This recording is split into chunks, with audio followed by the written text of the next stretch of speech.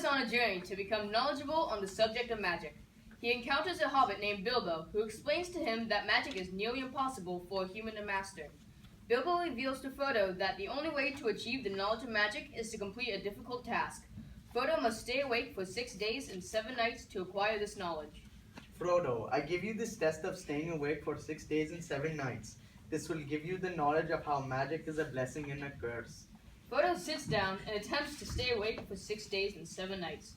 But almost immediately, mist of sleep falls over Frodo and he falls into a deep slumber. Ha ha ha! It is funny how a man that wants to master magic even now has the mist of sleep drifting over him. Touch the man and wake him so he can return to his normal life. All men are deceivers. He will eventually deceive you too. Therefore, place one wheel of cheese by his head each day and mark on the pumpkin how many days he sleeps. Gandalf places wheels of cheese by Frodo each day he sleeps, and he marks on the pumpkin how many days he has slept. On the 7th day, Bilbo wakes Frodo.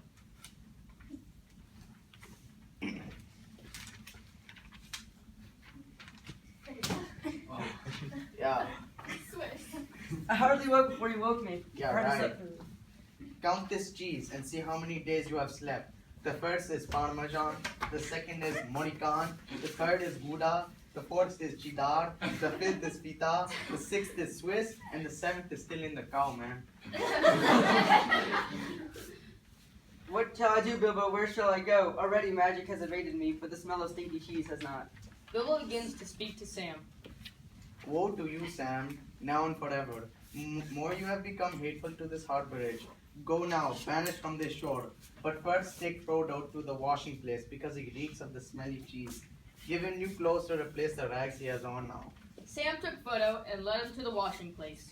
Then Frodo washed away the smell of stinky cheese from his body and received new clothes to replace the rags he was wearing.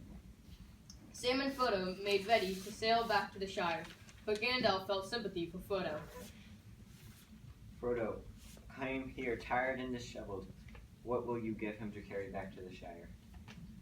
Bilbo called for them to return, and Frodo pulled the boat back to shore. Frodo, you have come here tired and disheveled, so I shall reveal to you a secret thing. It is a mystery of the elves that I am telling you. There is a ring hidden in the depths of the lake. It has a prickle like a spear, like a knife, and it will wound your hands. But if you succeed in taking it, you will become invisible. Frodo departed immediately and bought a fishing pole to search for the ring. He hooked the ring and reeled it back to the boat. Frodo grabbed the ring by the line and it pricked him. He showed Sam the ring and said, Come here, Sam, and look at this ring. By its virtue, a man can become invisible. I will take it back to the Shire. There shall give it to old men to wear. Its name shall be my precious. And at last I shall wear it myself and be able to become invisible at will. Frodo and Sam traveled 20 leagues and then broke their fast. After 30 leagues, they stopped for the night. Frodo saw a well of cool water and bathed in it. But deep in the pool, there was lying a golem. And the golem sensed the power of the ring.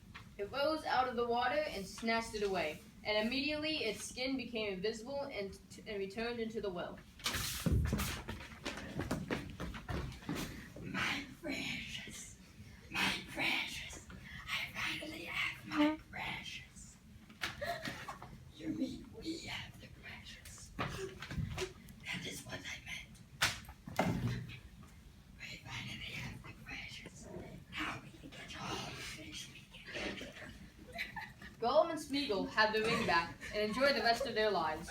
Meanwhile, Frodo is horrified for the loss of his ring. Oh, Sam, was it for this that I toiled my hands? Is it for this I have traveled so far? I have gained nothing, not I, but Gollum has joy of it now. Let us leave the shore and go home.